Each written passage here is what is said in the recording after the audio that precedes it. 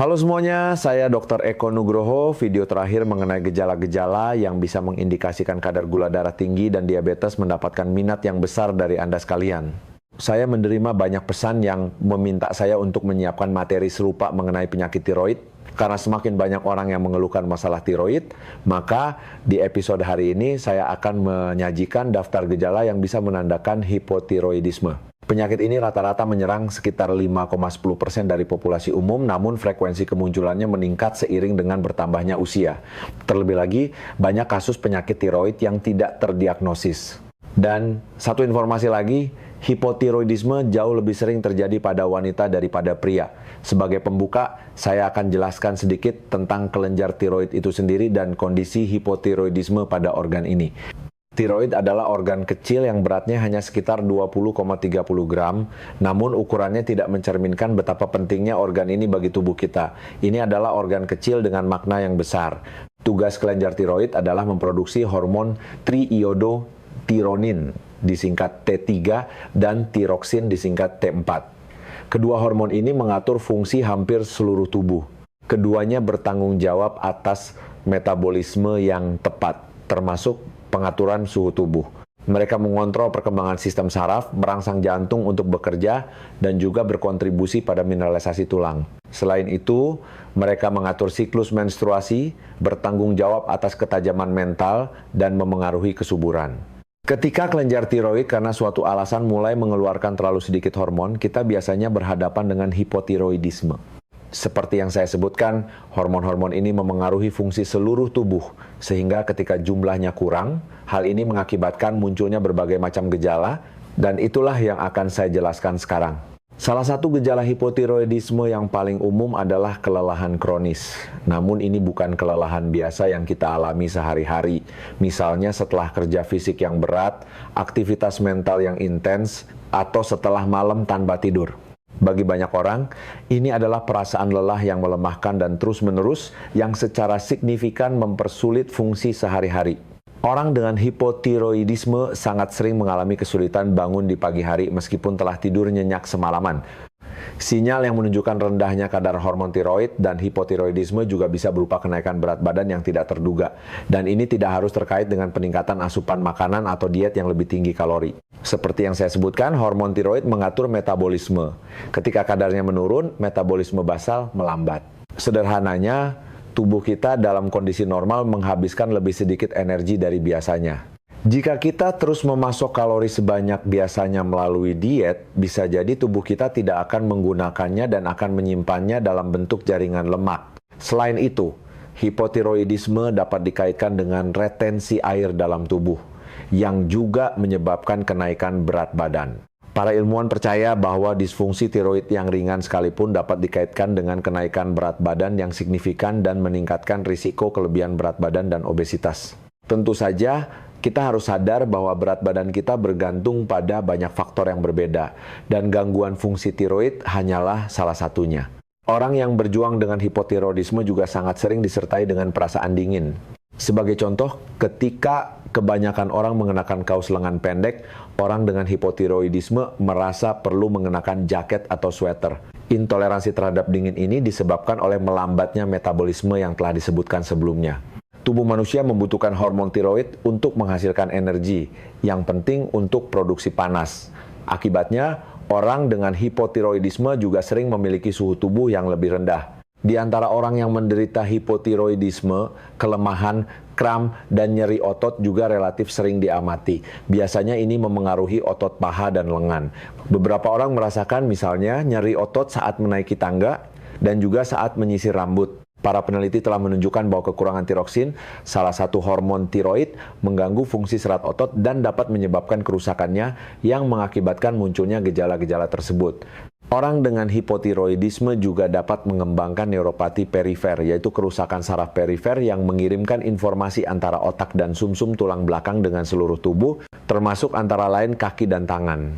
Neuropati yang disebutkan biasanya bermanifestasi sebagai mati rasa dan kesemutan pada anggota gerak. Selain itu, pada beberapa individu, sindrom lorong karpal dapat berkembang. Penyebab gejala-gejala ini kemungkinan besar adalah pembentukan edema yang menekan saraf perifer. Dalam banyak kasus, hipotiroidisme yang tidak terkontrol dapat memperburuk kerontokan rambut. Biasanya masalah ini memengaruhi seluruh kulit kepala, bukan hanya area-area tertentu. Dengan demikian, terjadi penipisan rambut yang merata, sehingga kita tidak selalu menyadari perubahan ini pada tahap awal. Kerontokan rambut biasanya menjadi terlihat hanya setelah beberapa bulan sejak penyakit muncul. Ini karena siklus pertumbuhan rambut manusia panjang dan berlangsung beberapa bulan. Karena alasan ini, kita sering berhadapan dengan sebuah paradoks. Karena siklus rambut yang panjang, rambut rontok pada saat kita sudah berhasil mendiagnosis hipotiroidisme dan memulai pengobatan. Kemudian, pengobatan itu sendiri yang secara keliru disalahkan sebagai penyebab kerontokan rambut. Dan terkadang, karena alasan ini, beberapa orang menghentikan terapi yang dalam jangka panjang justru memperburuk kerontokan rambut. Ini adalah informasi yang sangat penting untuk diingat. Saya juga akan menambahkan bahwa pada orang dengan hipotiroidisme terjadi juga kerontokan dan penipisan alis. Gejala hipotiroidisme juga termasuk perubahan pada kulit. Ketika jumlah hormon tiroid yang diproduksi tidak mencukupi, terjadi penurunan sekresi faktor pelembab oleh kelenjar keringat. Akibatnya, kulit menjadi kering, sensitif, dan mulai mengelupas. Selain itu, pada beberapa orang dapat diamati penurunan keringat. Saat kita membahas topik kulit, perlu juga disebutkan bahwa pada orang dengan hipotiroidisme terkadang muncul pembengkakan atau edema. Hal ini disebabkan oleh beberapa faktor. Pertama, kekurangan hormon tiroid mengganggu filtrasi ginjal. Ketika ginjal menjadi tidak efisien, terjadi penumpukan cairan dalam tubuh yang pada akhirnya menyebabkan pembentukan edema.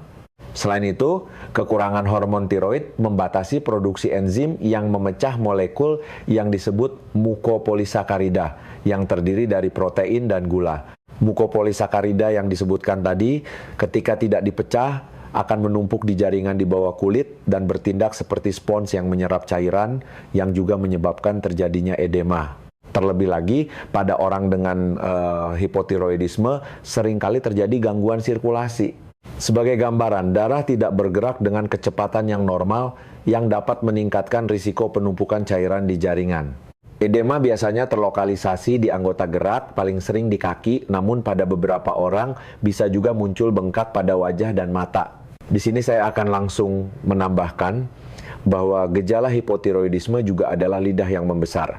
Secara profesional, kondisi ini disebut makroglosia. Penyebab lidah yang membesar secara tidak normal adalah akumulasi berlebihan mukopolisakarida yang baru saja saya sebutkan dalam konteks edema pada anggota gerak dan wajah. Di antara gejala hipotiroidisme, suara serak juga harus disebutkan. Namun, perlu ditekankan bahwa perubahan suara terjadi secara bertahap dan perlahan, yang membuatnya biasanya baru terdeteksi pada tahap akhir penyakit. Suara serak yang muncul disebabkan oleh penumpukan cairan di pita suara akibat kekurangan hormon tiroid. Selain itu, dalam perjalanan penyakit ini, terjadi pembesaran kelenjar tiroid yang bisa menjadi penyebab penekanan atau bahkan kelumpuhan saraf laringel dan akibatnya menyebabkan suara serak. Sebelum saya menyebutkan gejala-gejala lain yang mungkin mengindikasikan hipotiroidisme, seperti biasa, jeda 20 detik untuk sebuah undangan. Seperti yang sebagian dari Anda sudah tahu, pada bulan Juli saya mulai menulis jurnal kesehatan pagi, yaitu buletin email singkat namun praktis tentang topik-topik kesehatan yang menurut saya paling penting. Jurnal ini saya tulis dan kirim dari Senin hingga Jumat pukul 6 pagi, jadi ini adalah cara yang baik untuk memulai hari dengan informasi berharga tentang metode alami untuk meningkatkan kesehatan. Seperti yang saya sebutkan, setiap jurnal singkat dan padat sehingga menjadi bacaan yang cepat dan ringan untuk menemani kopi atau teh pagi Anda. Untuk berlangganan jurnal, kunjungi www.drekonugroho.com/jurnal. Kolom pendaftaran muncul tepat di bawah panah hijau. Jika Anda tidak melihatnya, berarti browser Anda memblokir kolom tersebut. Dalam hal ini cukup kunjungi situs dari browser lain untuk mendaftar. Saya dengan tulus mengundang Anda dan sekarang mari kita kembali ke topik utama. Baru saja saya mengatakan bahwa pada hipotiroidisme diamati adanya pembesaran kelenjar tiroid atau munculnya apa yang disebut gondok. Kondisi ini juga terjadi pada kasus hipertiroidisme. Hal ini ditandai dengan munculnya pembengkakan di bagian depan leher yang terletak tepat di bawah jakun. Orang dengan kelenjar tiroid yang membesar mungkin merasakan tekanan di area tenggorokan dan juga mungkin mengalami kesulitan menelan. Di balik pembentukan gondok terdapat mekanisme sederhana, akan saya jelaskan secara singkat. Agar kelenjar tiroid dapat memproduksi hormon yang saya sebutkan dalam video hari ini, ia harus dirangsang untuk bekerja. Ia didorong oleh hormon lain yang disebut tirotropin, disingkat TSH, yang disekresikan oleh kelenjar pituitari. Pada saat sel-sel tiroid dirangsang untuk memproduksi hormon yang sesuai, tetapi karena kondisi penyakit hormon-hormon ini tidak terbentuk, maka kelenjar tiroid dirangsang lebih kuat lagi. Sayangnya, ia tidak mampu memenuhi harapan dan menyelamatkan diri dengan cara memperbanyak sel-sel tiroid yang sayangnya juga tidak mampu memproduksi hormon. Dan pertumbuhan sel inilah yang terlihat sebagai pembesaran kelenjar tiroid, yaitu gondok. Pengetahuan saat ini juga menunjukkan bahwa perubahan dalam fungsi tiroid memengaruhi indera perasa dan penciuman. Dalam salah satu penelitian lama yang dilakukan pada sekelompok kecil orang, para ilmuwan memperhatikan bahwa pada 39% orang terjadi gangguan indera perasa dan pada 17% orang terjadi gangguan indera penciuman.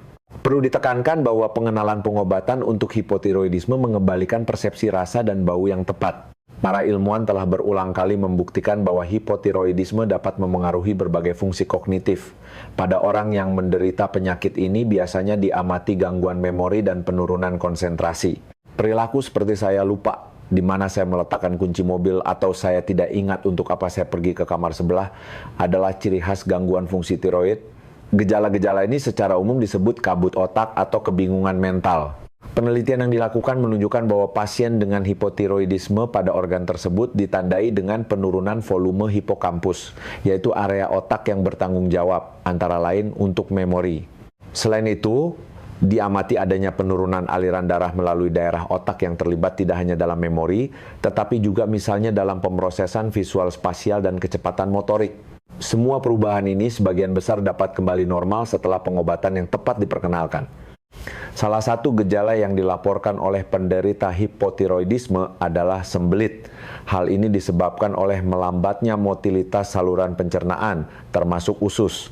Hanya sedikit orang yang menyadari bahwa pada wanita dengan hipotiroidisme sering terjadi gangguan menstruasi. Ketika kadar hormon tiroid turun, ini memicu konsekuensi lebih lanjut yang mengakibatkan penurunan produksi hormon yang terlibat erat dalam siklus menstruasi dan memastikan fungsi ovarium yang tepat. Yang saya maksud adalah hormon perangsang folikel, disingkat FSH, dan hormon luteinizing, yaitu LH. Akibatnya, hipotiroidisme dapat menyebabkan menstruasi tidak teratur atau tidak adanya menstruasi sama sekali. Selain itu, ovulasi dapat terhambat yang menyebabkan menstruasi yang berat. Pada wanita, kadar hormon tiroid yang rendah juga dikaitkan dengan kekeringan vagina, yang bisa menjadi penyebab ketidaknyamanan saat berhubungan seksual. Telah diketahui bahwa hormon tiroid memiliki pengaruh langsung pada kerja jantung dan pembuluh darah kita, sehingga dapat diasumsikan bahwa ketika hormon tersebut kurang, sistem peredaran darah kita tidak akan berfungsi dengan baik. Dan memang begitulah kenyataannya. Pada orang dengan hipotiroidisme diamati adanya perlambatan detak jantung dan denyut nadi yang rendah. Diperkirakan bahwa pada orang dengan hipotiroidisme, denyut nadi biasanya 10,20 denyut per menit lebih lambat dibandingkan dengan orang sehat. Dalam perjalanan penyakit ini, penyempitan pembuluh darah dan peningkatan tekanan darah diastolik juga dapat terjadi. Akibatnya, hipotiroidisme yang tidak diobati dapat mengakibatkan gagal jantung. Gejala dan sekaligus akibat dari hipotiroidisme adalah disfungsi ereksi. Berdasarkan penelitian yang telah dilakukan, tercatat bahwa sekitar 60% pria yang menderita penyakit tiroid ini mengalami masalah ereksi. Selain itu, diyakini bahwa pria yang berjuang dengan hipotiroidisme memiliki risiko lebih tinggi mengalami ejakulasi tertunda. Tanpa masuk ke detail, saya akan menambahkan bahwa efek ini disebabkan oleh penurunan kadar hormon seks yang beredar. Seperti yang Anda lihat, hipotiroidisme dapat bermanifestasi dalam berbagai cara. Seperti biasa, beberapa gejala tidak spesifik dan dapat dikaitkan dengan penyakit lain. Namun jika Anda melihat beberapa gejala ini pada diri Anda, misalnya kelelahan kronis, perasaan dingin terus-menerus, dan rambut rontok, maka ada baiknya untuk menanggapi masalah ini dengan serius. Banyak faktor yang dapat menyebabkan hipotiroidisme. Di antaranya, yang paling utama adalah kekurangan yodium. Sayangnya, makanan yang paling sering kita konsumsi sangat miskin akan komponen ini. Yodium paling banyak ditemukan pada makanan laut, ikan, dan rumput laut. Ini adalah produk yang tidak mendominasi di meja makan kita. Tentu saja kita juga memiliki garam beriodium, namun itu tidak sepenuhnya menyelesaikan masalah. Saya tahu bahwa beberapa orang menggunakan dosis yodium yang sangat besar, namun perlu disadari bahwa kelebihan komponen ini juga dapat menyebabkan hipotiroidisme, yang akan saya buatkan video tersendiri. Sebagai pratinjau, saya akan menambahkan bahwa penggunaan dosis yodium yang sangat besar yang dipromosikan oleh Dr. David Brownstein didasarkan pada interpretasi yang sangat keliru dan tidak dapat dibenarkan dari sebuah penelitian tentang konsumsi yodium oleh orang Jepang. Dalam buku Dr. Brownstein, tertulis bahwa orang Jepang mengonsumsi sekitar 13,8 mg per hari, yaitu hampir 100 kali lebih banyak dari asupan harian yang direkomendasikan. Saat menulis ini, penulis mengutip sebuah karya dari tahun 1968. Saya sudah memeriksanya. Kesimpulan saya adalah bahwa penulis telah melakukan interpretasi yang keliru terhadap penelitian yang menjadi dasarnya. Saya telah menulis tentang ini di jurnal kesehatan pagi saya, tetapi saya juga akan membuat video tersendiri. Selain defisit yodium, penyebab paling umum dari hipotiroidisme adalah penyakit Hashimoto, yaitu penyakit tiroid autoimun. Ini adalah kondisi di mana sistem kekebalan tubuh kita akibat aktivitas yang tidak normal menghancurkan kelenjar tiroid. Hipotiroidisme sayangnya juga bisa menjadi hasil dari penggunaan obat-obatan tertentu.